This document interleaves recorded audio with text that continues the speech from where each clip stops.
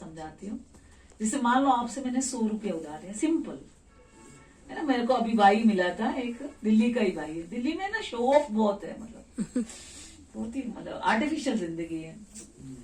तो वो मेरे को बता रहा था, दीदी सिर्फ 201 करोड़ का मेरे को कर्जा है सिर्फ, और वो भी बीके बोल रहा है। सोचो आप कितना, और वो भी सिर्फ बोल रहा है। उसको क्या बोल रहा है?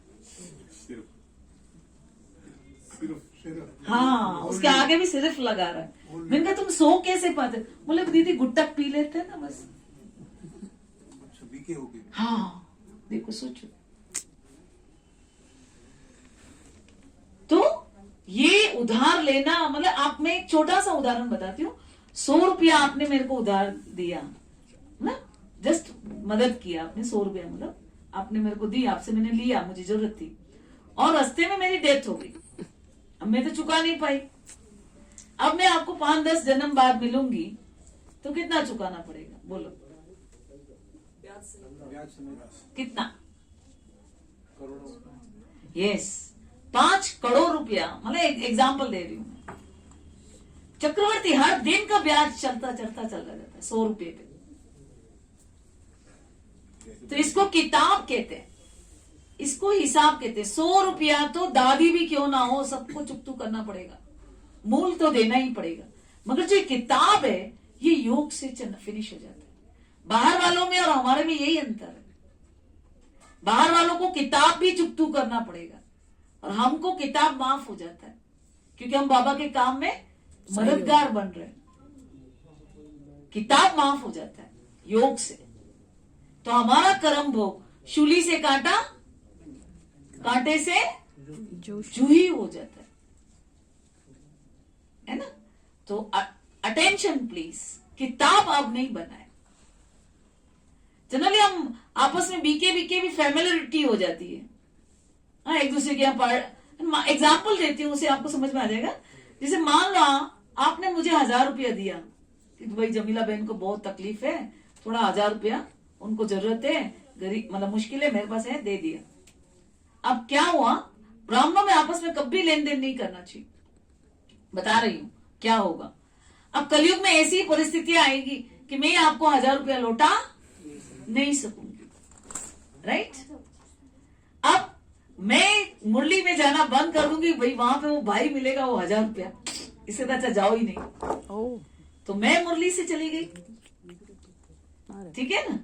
और आपका बाबा से योग नहीं लगेगा, वो बहन नहीं दिख रही है, वो 1000 रुपये लेके चली गई।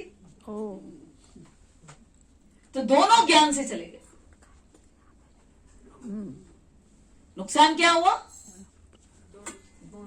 हाँ बिल्कुल नहीं। ब्राह्मणों में आपस में कोई कारोबार नहीं, कोई लेन देन नहीं, कोई कुछ नहीं।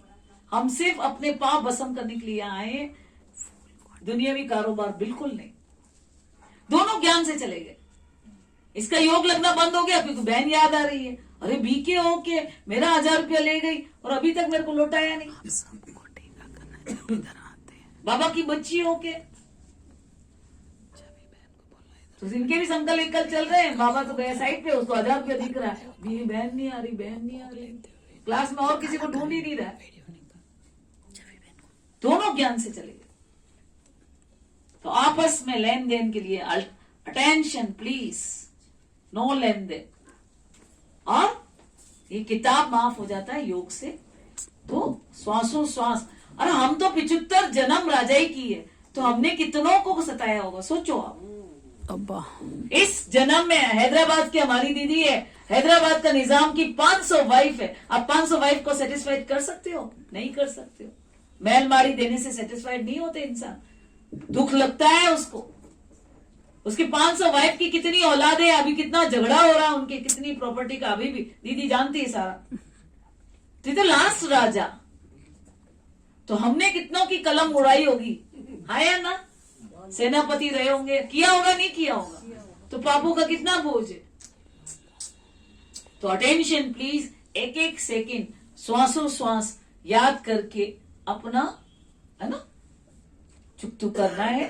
और जितना योग में रहेंगे मेडिटेशन से, किताब माफ हो जाता है। बहुत बड़ी बात है। 5 करोड़ वापस रिटर्न करना मुश्किल होता है, 100 रुपया देना आसान होता है।